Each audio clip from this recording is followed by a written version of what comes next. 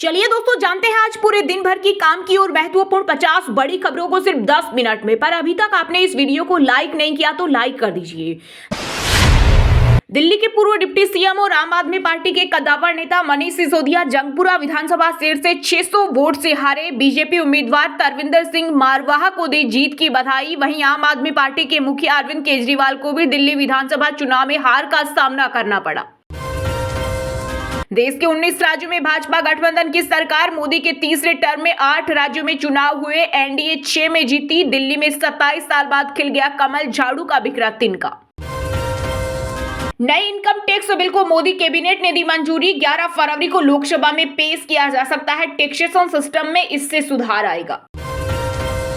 दिल्ली की मुख्यमंत्री आतिशी ने रख ली आम आदमी पार्टी की लाज। कालकाजी से रमेश बिधूड़ी को करीब 3000 वोटों से हराया। दिल्ली की 5 सीटों पर आए फाइनल नतीजे। मनीष सिसोदिया अवध ओझा हारे। बड़े अंतर से पीछे हुए केजरीवाल। वहीं रमेश बिधूड़ी बोले आपकी सोच भारत विरोधी। कांग्रेस नेता राहुल गांधी बोले महाराष्ट्र विधानसभा चुनाव में वोटर्स लिस्ट में फर्जीवाड़ा हुआ। इलेक्शन कमीशन से वोटर्स का डेटा मांगा। आयोग बोला तथ्यों के साथ लिखित जवाब देंगे। आपकी हार पर स्वाति मालीवाल ने किया रिएक्ट। द्रौपदी के चीरहरण की फोटो शेयर कर याद दिलाया अपना अपमान।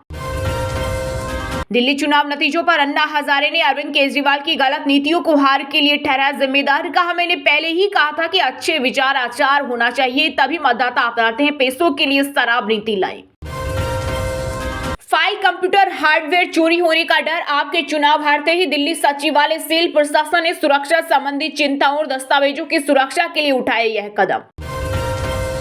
दिल्ली विधानसभा चुनाव के रुझानों में भाजपा 27 साल बाद सत्ता में वापसी। वहीं जम्मू कश्मीर के मुख्यमंत्री उमर अब्दुल्ला बोले और लड़ो आपस में।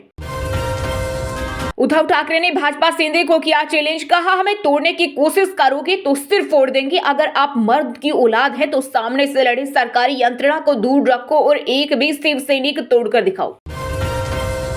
दिल्ली विधानसभा चुनाव नतीजों पर आया प्रियंका गांधी का पहला रिएक्शन। बोली मैंने अब तक नतीजे नहीं देखे हैं।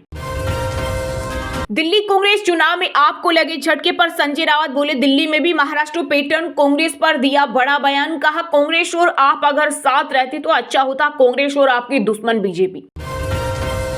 दिल्ली एलजी के आदेश पर केजरीवाल के घर पहुंचे एसीबी। 5 सवाल पूछे। केजरीवाल का दावा बीजेपी ने आप विधायकों 15-15 करोड़ ऑफर किए। केंद्रीय मंत्री जितिन प्रसाद ने संगम में लगाई पवित्र डुबकी। संग बजाए। एक्टर राजकुमार राव महाकुंभ पहुंचे। आज से बढ़ेगी भीड़। दिल्ली चुनाव में प्रचंड जीत की ओर बीजेपी। मनोज तिवारी बोले अरविंद केजरीवाल से नफरत करती है जनता। बांग्लादेश के खिलाफ साजिश रचने के आरोप में पहले एक्ट्रेस मेहर और सबा को किया गिरफ्तार। घंटों पूछताछ के बाद क्या हुआ। महाकुंभ में पहली बार राजस्थान की कैबिनेट बैठक। सीएम 115 एमएलए के साथ पहुंचे। पीडीपी प्रमुख महबूबा मुफ्ती और उनकी बेटी इल्तिजा मुफ्ती का बड़ा दावा। बोली हमें हाउस अरेस्ट किया गया, सोपोर जाने वाली थी। अडानी ग्रुप के चेयरमैन के छोटे बेटे जीत अडानी और दीवा ने 7 फेरे लिए। गौतम अडानी ने फोटो शेयर की। कहा माफी चाहता हूं, चाहकर भी सभी को आमंत्रित नहीं कर सके। पंजाब में विदेश भेजने वाले एजेंटों पर कार्यवाही। पहली एफआईआर ऑफिशियल। मंत्री धालीवाल बोले पुनर्वास के लिए कैबिनेट में प्रस्ताव का करेंगे अनुरोध। उत्तर प्रदेश उपचुनाव में मायावती और चंद्रशेखर आजाद का एक जैसा हाल। सपा और बीजेपी के सामने तलाश रहे जमीन। राजस्थान में पारा 5 डिग्री से भी कम। एमपी में 30 किलोमीटर प्रति घंटा की स्पीड से चली ठंडी हवा। जम्मू कश्मीर में कोल्ड वेव। द्रास में तापमान -23.5 डिग्री सेल्सियस। मध्य प्रदेश के उज्जैन में बनेगी देश की पहली स्थायी कुंभ नगरी। 2378 हेक्टेयर जमीन पर सड़क, स्कूल, पार्क निर्माण। 2000 करोड़ रुपए खर्च होंगे। पंजाब में बिजली कर्मचारियों के लिए ड्रेस कोड लागू। भड़कीले और छोटे कपड़े का पूरी तरह लगाई रोक। वर्दी न पहनने पर होगी कार्रवाई। चलिए दोस्तों, अब जानते हैं जो आम आदमी के काम की और फायदेमंद खबरें हैं उनको विस्तार से। पर इससे पहले अभी तक आपने इस वीडियो को लाइक नहीं किया तो लाइक कर दीजिए। 27 साल बाद दिल्ली में बीजेपी सरकार, झाड़ू का बिखरा तिनका। केजरीवाल नई दिल्ली विधानसभा सीट से हारी, बीजेपी के प्रवेश वर्मा जीते। वहीं जंगपुरा के जंग में हारे आम आदमी पार्टी के दिग्गज मनीष सिसोदिया, सीट बदली लेकिन किस्मत ने दिया धोखा। आजकल दिल्ली में झाड़ू का तिनका बिखर गया है। राजधानी में 27 साल बाद भाजपा की वापसी हो रही है। आम आदमी पार्टी को बड़ा झटका लगा है। वहीं भारतीय जनता पार्टी के खेमे में चारों तरफ खुशी की लहर है। आपके राष्ट्रीय संयोजक अरविंद केजरीवाल चुनाव हार गए हैं। केजरीवाल बीजेपी उम्मीदवार प्रवेश वर्मा से ये चुनाव हार गए हैं। केजरीवाल प्रवेश वर्मा से 4089 वोटों से हारे, जबकि संदीप दीक्षित को महज 4568 ही वोट मिले। वहीं मनीष सिसोदिया भी जंगपुरा निर्वाचन क्षेत्र से चुनाव हार गए। बीजेपी उम्मीदवार तरविंदर सिंह मारवाह ने इस सीट से जीत दर्ज की। वहीं कालकाजी सीट से सिया मातेसी चुनाव जीत गई। उन्होंने बीजेपी के उम्मीदवार रमेश बिधूड़ी को करीब 4000 वोटों से हराया। सत्येंद्र जैन भी चुनाव हार गए। भाजपा ने पिछले चुनाव यानी 2020 के मुकाबले वोट शेयर में 9% से ज्यादा का इजाफा हुआ। वहीं आम आदमी पार्टी को 10% से ज्यादा का नुकसान हुआ।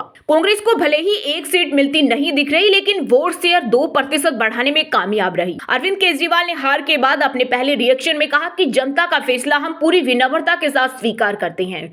जनता का आदेश सिर माथे पर है। भाजपा को जीत की बधाई। उन्होंने कहा, हम विपक्ष की भूमिका निभाएंगे। हमने सरकार में रहते हुए भी लोगों की जिंदगी में राहत पहुंचाने की पूरी कोशिश की। केजरीवाल ने कहा कि आम आदमी पार्टी के कार्यकर्ताओं ने शानदार चुनाव लड़ा। उन्हें बहुत बहुत धन्यवाद। हम राजनीति के लिए सत्ता में नहीं आए, लोगों के सुख दुख में साथ रहेंगे। वहीं पीएम मोदी ने दिल्ली विधानसभा चुनाव में बीजेपी की जीत पर अपना रिएक्शन दिया है। उन्होंने इसे विकास और सुशासन की जीत बताया। पीएम ने कहा, मुझे बीजेपी के अपने सभी कार्यकर्ताओं पर बहुत गर्व है, जिन्होंने इस प्रचंड जनादेश के लिए दिन रात एक कर दिया। अब हम और भी अधिक मजबूती से अपने दिल्ली वासियों की सेवा में समर्पित रहेंगे। दिल्ली के चौतरफा विकास और यहाँ के लोगों का जीवन उत्तम बनाने के लिए हम कोई कोर कसर नहीं छोड़ेंगे। यह हमारी गारंटी है। इसके साथ ही हम यह सुनिश्चित करेंगे कि विकसित भारत के निर्माण में दिल्ली की अहम भूमिका हो।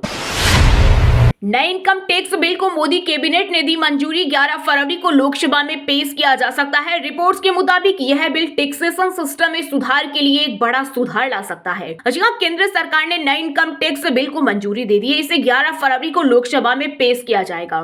सरकार का दावा है कि इससे टैक्सेशन सिस्टम में बड़ा सुधार आएगा। इनकम टैक्स को सरल और पारदर्शी बनाने पर जोर दिया गया है। वित्त मंत्री निर्मला सीतारमण ने इसे टैक्स पेयर्स के लिए फायदेमंद बताया है। वहीं विपक्ष का कहना है कि यह सिर्फ अमीरों को राहत देने वाला बिल है। कांग्रेस ने कहा कि यह राज्यों के साथ अन्याय है। टीएमसी ने कहा कि यह बिल जन विरोधी है। हमारी पार्टी इसके खिलाफ सड़कों पर उतरकर प्रदर्शन करेगी। नए इनकम टैक्स बिल को डायरेक्ट टैक्स सिस्टम के तहत देखा जा रहा है। इसका मकसद मौजूदा टैक्स सिस्टम को सरल बनाना है। सरकार का कहना है कि इससे पारदर्शिता बढ़ेगी और टैक्स चोरी पर लगाम लगेगी। Information and broadcasting minister Ashwini Vaishnaw ने बताया कि इस बिल से देश की अर्थव्यवस्था को मजबूती मिलेगी। टैक्स भरने की प्रक्रिया को आसान बनाया जाएगा ताकि आम नागरिक बिना किसी परेशानी के अपने कर भर सके। सरकार का दावा है कि यह बिल देश की आर्थिक संरचना को मजबूत करेगा। सरकार का कहना है कि इससे युवाओं को रोजगार के नए अवसर मिलेंगे। प्रधानमंत्री नरेंद्र मोदी ने इस फैसले को ऐतिहासिक बताया और कहा कि इससे भारत की युवा शक्ति को और आगे बढ़ाने में मदद मिलेगी। हालांकि विपक्ष ने इसे भी चुनावी रणनीति बताया। लोकसभा में कांग्रेस सांसद धर्मवीर गांधी ने कहा कि यह बिल राज्यों के साथ भेदभाव करता है। धर्मवीर गांधी ने आरोप लगाया कि केंद्र सरकार राज्यों को उनकी जरूरत के मुताबिक बजट नहीं दे रही। खासकर पंजाब और दक्षिण भारत के राज्यों को पर्याप्त फंड नहीं मिला। टीएमसी सांसद अभिषेक बनर्जी ने सरकार पर निशाना साधा। बनर्जी ने कहा कि यह बजट अमीरों के लिए रामायण की तरह है, जिसमें गरीबों के हिस्से की धनराशि बड़े उद्योगपतियों को दी जा रही है। टीएमसी सांसद ने सरकार पर आरोप लगाया कि किसान क्रेडिट कार्ड की सीमा बढ़ाकर किसानों को कर्ज के जाल में फंसाया जा रहा है। वहीं भाजपा सांसद राव राजेंद्र सिंह ने जवाब देते हुए कहा कि कांग्रेस के लंबे शासन काल में देश को भारी नुकसान हुआ और अब जब मोदी सरकार सुधार कर रही है तो कांग्रेस को परेशानी हो रही है।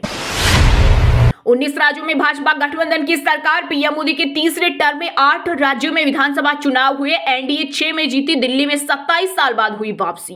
दिल्ली विधानसभा चुनाव का रिजल्ट लगभग साफ हो गया है। भाजपा 27 साल बाद सत्ता में वापसी कर रही है। भाजपा प्रधानमंत्री नरेंद्र मोदी के चेहरे पर चुनाव में उतरी। 2024 लोकसभा चुनाव में बतौर प्रधानमंत्री मोदी रिकॉर्ड तीसरी बार प्रधानमंत्री बने। उनके नेतृत्व में भाजपा ने इस साल 8 राज्य आंध्र प्रदेश, अरुणाचल प्रदेश, सिक्किम, ओडिशा, जम्मू कश्मीर, हरियाणा, महाराष्ट्र और झारखंड में चुनाव लड़ा। इसमें 5 राज्य आंध्र प्रदेश, अरुणाचल, ओडिशा, हरियाणा और महाराष्ट्र में भाजपा गठबंधन की सरकार बनी। सिक्किम में विधानसभा चुनाव से पहले भाजपा और एसकेएम के बीच गठबंधन टूट गया। हालांकि केंद्र में दोनों साथ है। वहीं जम्मू कश्मीर में नेशनल कॉन्फ्रेंस और झारखंड में जेएमएम के नेतृत्व में महागठबंधन की सरकार है। 2025 यानी इस साल अभी दिल्ली के चुनाव हुए। यहाँ भाजपा की जीत के बाद 19 राज्यों में भाजपा गठबंधन की सरकार हो जाएगी। वहीं अब बीजेपी की अगली परीक्षा बिहार विधानसभा चुनाव में होगी। बिहार विधानसभा का कार्यकाल नवंबर 2025 तक है। उससे पहले वहां चुनाव होंगे। दरअसल देश के सबसे ज्यादा राज्यों में सरकार बनाने का रिकॉर्ड 2018 में बीजेपी गठबंधन के पास था। मार्च 2018 में त्रिपुरा, मेघालय और नागालैंड में सरकार बनाकर एनडीए 21 राज्यों में पहुंच गई थी।